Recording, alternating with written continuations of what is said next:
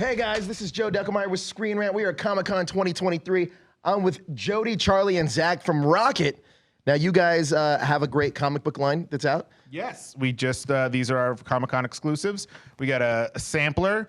We've got the foil, which is Miles Chumley Watson, who's like a American fencing champion, and that's sort of like his Michael Jordan in the 90s cartoon series. And then the Ever-Gross Duo, written by Eric Filipkowski, who does like South Park and SpongeBob and some other weird stuff. Well, what's that about, the Ever-Gross Duo? The duo is about one guy who can become two, but to do that, he literally has to rip himself apart into two, like, so it's like there's blood and gore and everyone freaks out, and like the villains are like, we're taking over the bank, and so to turn himself, he has to rip himself apart. It's super gross. Now, Charlie, you were the editor-in-chief of these comics. Talk to me about what you're looking for with new ideas for some of these comics that, and expanding ROKit's comic line. Original stories is definitely an important thing, but today, you know, there's so many ideas that are feed on from each other, so it's difficult to find a completely original story. So what's important to me is a clear story, and if you can write a story clear enough for it to translate to an artist, so our comic book artist, so that they can literally capture what you have in your head, because your words are they're relying on your words to be able to get everything that you see in your mind onto paper.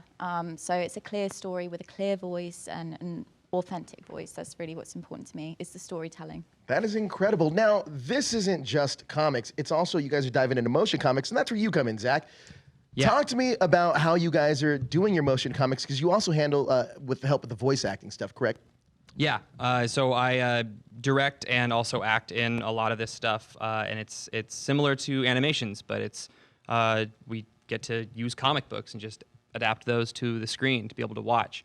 And so that means, you know, sound effects and music and voice acting. And similar to Charlie, I love when people have a good story and good characters, because it makes it much easier for us as voice actors to come up with characters to do, and how to bring that to life and really like encapsulate what you might be imagining in your head as you read a comic, but without having to imagine it yourself. Now, what's the biggest challenge in adapting an actual comic book to making it a motion comic? The time and the constant direction. There's so much more that comes into it. You know, it's the VO, and then it's also the actual technology, our animators taking the layers that have been done, that have been drawn, to motionize them. And I suppose the direction on telling them what sound effects to use, how to motionize it so it correlates properly and flows on properly as a story, because it's kind of creating a little movie, you know, it's making the comic book into a movie. So everything needs to move forward like a movie, and there's so much to that. It's the VO, it's the timing, it's the pacing, it's the sound effects and the music. Music has a huge part of creating the atmosphere. Now, earlier today, you guys had a panel.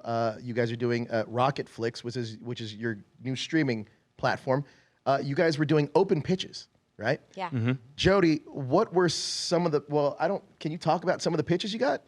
Yeah, I think we can. A lot of them were really good. We got like a lot of original, creative ideas right out the gate. This duo came out with like this time travel pitch that like started crazy and it was really hard to follow, but like slowly came together, and you're like, oh my God. And we're all like looking at each other like, as soon as this girl's done talking, we're gonna give her a green card. We had the green and yellow cards. So that was wonderful out of the gate. And then there were some weirder ones. The thing that I loved was, it was like, you know, you got like these really nervous, quiet people that are like, I feel like, you know, as nerds, we are at some point, and they're like, they get up to the mic and they're just like speaking real quiet, but the idea is really good. Right. And you're like, be more confident in that. Yeah, it was really fun. Do you plan on going? By the way, are open pitches available not just at Comic-Con, but other? Yeah, pitch us a comic right now. Go. I'm not going to pitch you anything. Yeah, pitch me a comic. What you got, Joe? I'm not. Come on, man. Come on, dude. I'm going to pitch you about a guy that's exhausted from being at Comic-Con for the last 2 days, and he's just struggling through, and his body's breaking down slowly but surely. We already have a comic about Jody. Yeah. So. But can people reach out to you guys and pitch ideas beyond Comic-Con? Yes, we have ROKit Animation All-Stars. That's our website. ROKitAnimationAllStars.com. There you go. And then they can submit anything to there. That's our sort of general thing. But this was like a direct, do it in front of us panel. I mean, that's an incredible opportunity for anybody wanting to break into comics Yeah. that don't really have the means to, or maybe even the financial backing to, because let's be honest, it's not cheap to make comic books. Have you guys went down to Artist Alley and tried to like mine some IPs there by talking to some of the creators down there? No, but we spent a ton of money there yesterday. Yeah, that's all we do. We, We just were spent just a lot of money. buying art left and right, and it's like, okay, I'm done spending money. We're gonna, one more thing, Yeah. Took us about an hour and a half to stop spending money when we said we were going to stop. It was So really rough. What can people expect from ROKit Flix? So ROKit Flix is our sort of big push app. It's got a lot of our public domain comics that we motionize, our original comics we motionize, a lot of our animation content for family-friendly cartoons and all sorts of stuff. And then our comics and our more adult stuff. We've got some stuff coming soon for that. I don't know if we're allowed to talk. Mike, are we allowed to talk about that? All right, we're gonna have like more of an adult section for like the duo, and we have like Holmes and Houdini, which is like a teaming up of the two solving murders and stuff against Jack the Ripper. So there's gonna be way more adult content on that, more mature stuff. You also mentioned public domain stuff. Can you dive into that and talk about that a little bit? Yeah, you got it. No, you go. Okay, I'll go. So Jonathan Kendrick, our own Stan Lee, our leader, our founder, he loves those classic Golden Age stories, and so a lot of those in public domain. So that's how this whole motionized thing started, is we took those comics and we started motionizing them, making them into like cartoons, because some of them are really fun. Sure. Some of them definitely super weird, hilariously bad. Hilariously bad.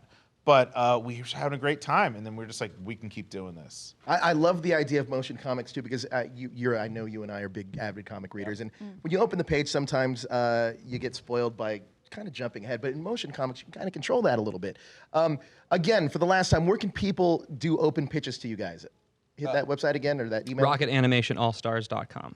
There you go, ROKITAnimationAllstars.com. You guys heard it first here. San Diego Comic-Con 2023, ROKit team.